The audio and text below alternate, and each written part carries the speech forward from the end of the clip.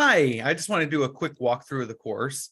I am going to just share my screen with you here, and you can kind of see where we're at. So this is the course. You should have found your way here because obviously you are watching this video.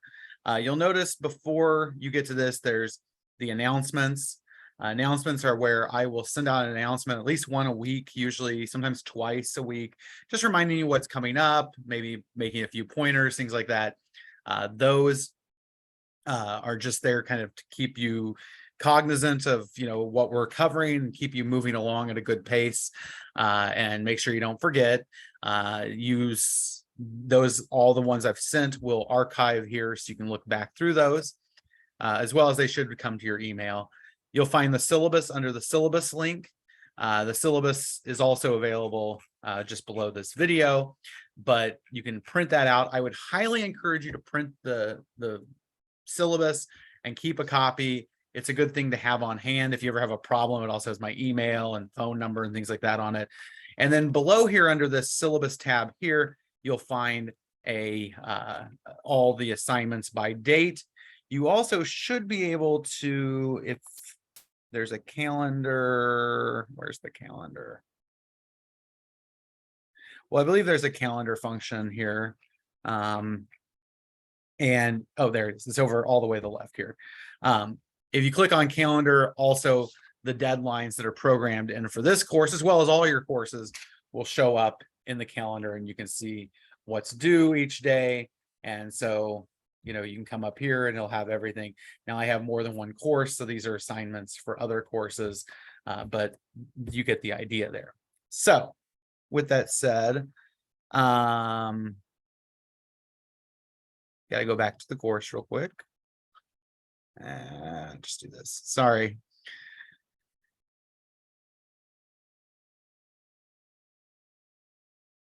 And then we're in this modules part. So modules are where most of the content you're already here.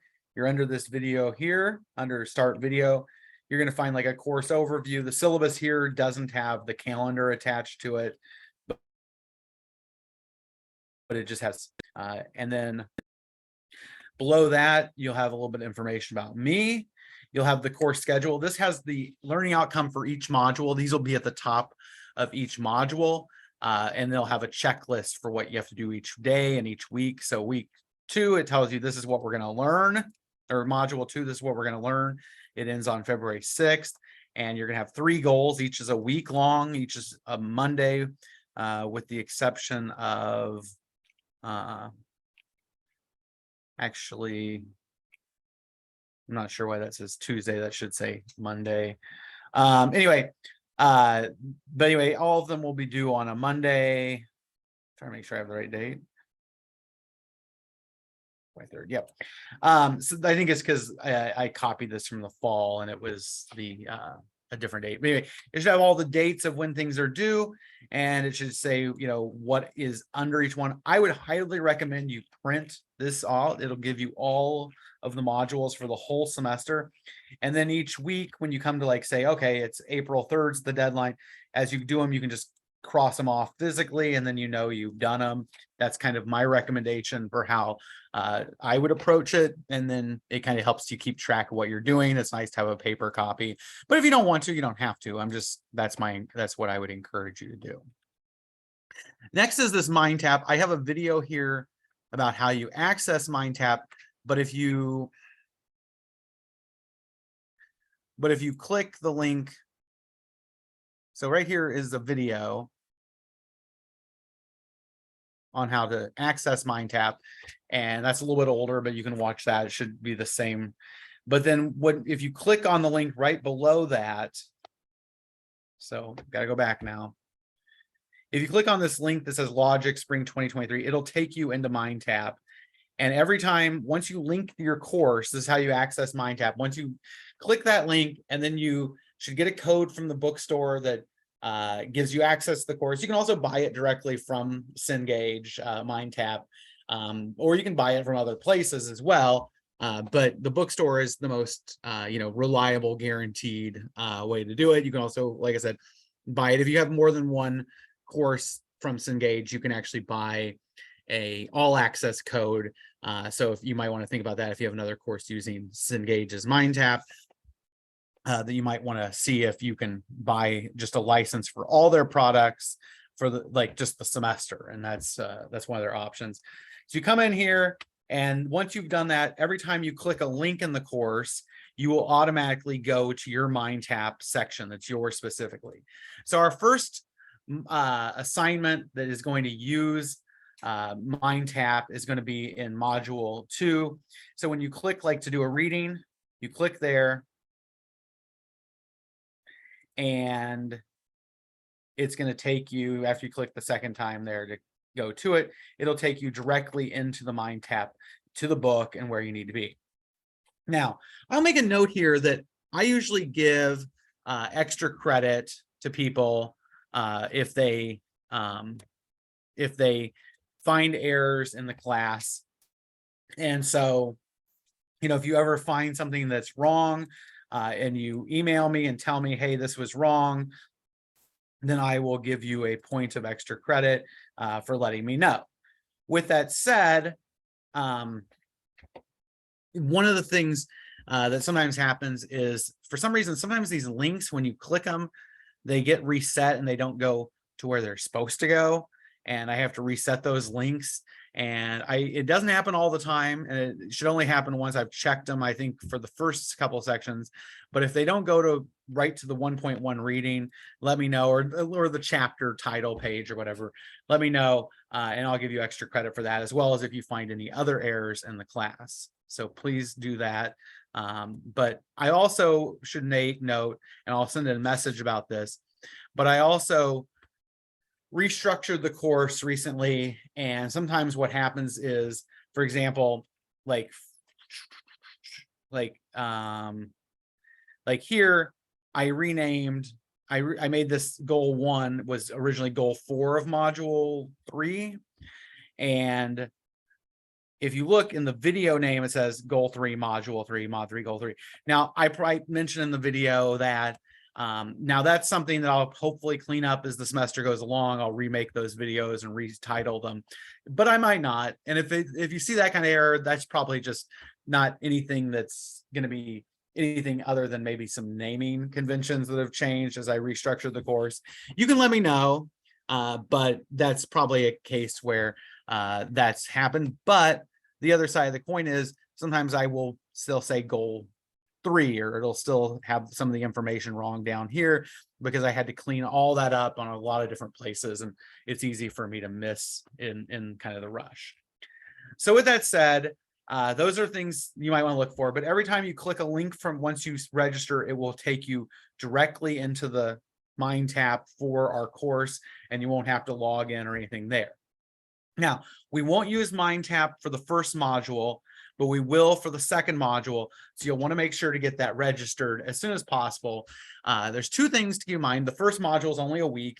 And if you do that first module and you don't have MindTap, that's fine, because we don't use it in the first module. It's all what's online.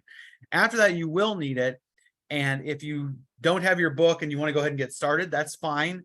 The Cengage will give you a 2-week trial. Basically, as soon as the first person in our class registers with MindTap, the 2-week window starts. So somebody's going to register probably the weekend before classes, Friday or Saturday, which means basically you'll get until Friday of the second week. So before the deadline of the second module, before the first deadline that needs it, you will have had your license will probably have expired.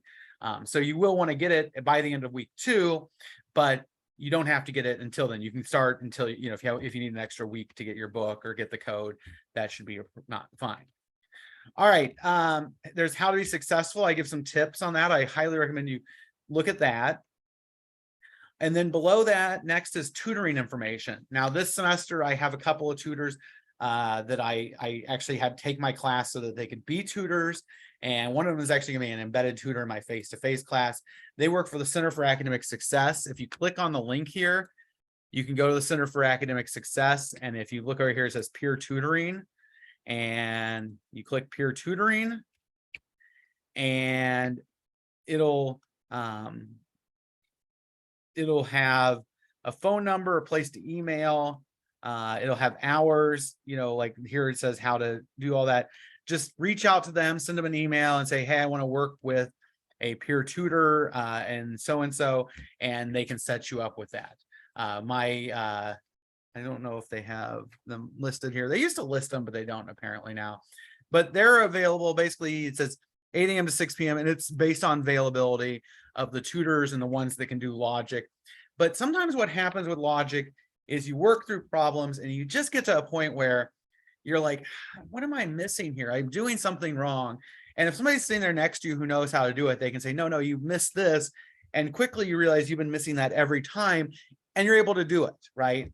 And so one of the things that's really good about a tutor is that. Now, if you have questions, reach out, get a tutor, work with them. That's what they're there for. And if you want to work with me, that's fine as well. A lot of you, the tutors are good for two things. One is they're a little less intimidating sometimes in meeting with your professor. Not that I think I'm that intimidating, but I've been living with myself my whole life, so I don't find myself that intimidating.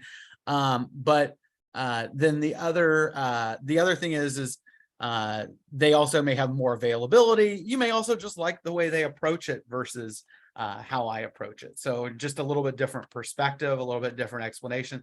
They might also just be willing to tell you stuff that I won't, like, oh, don't worry about that. He doesn't test on that or something.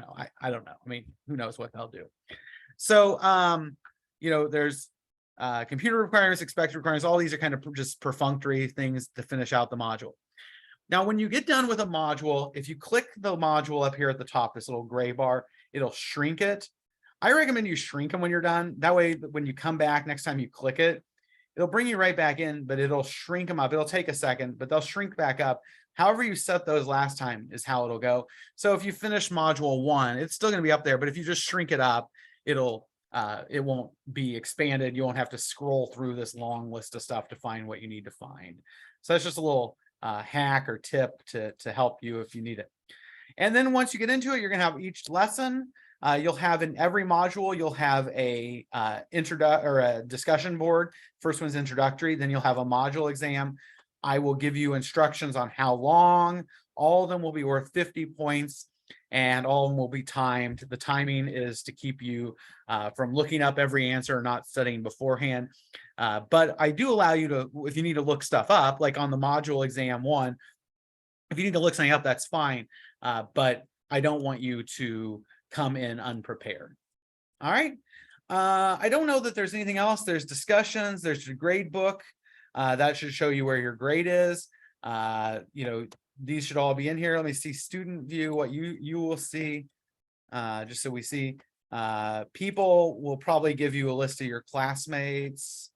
And then these are just different things you might use, but gradebook will show you, how many points you have on your grade, and discussion boards are there and everything as well. So if you have any questions, don't hesitate to reach out to me. I just kind of want to give you a brief overview, but mod 1 is where you'll get started. I will try to, in each module, I will have a little introductory video on each. And then if you click like on goal 1, module 2, I'll also provide another little introductory video in here about that specific section. And it'll give you a checklist just of what to do that week. And then you move into what you're doing for the week. All right. If you have any questions, don't hesitate to reach out to me, and good luck.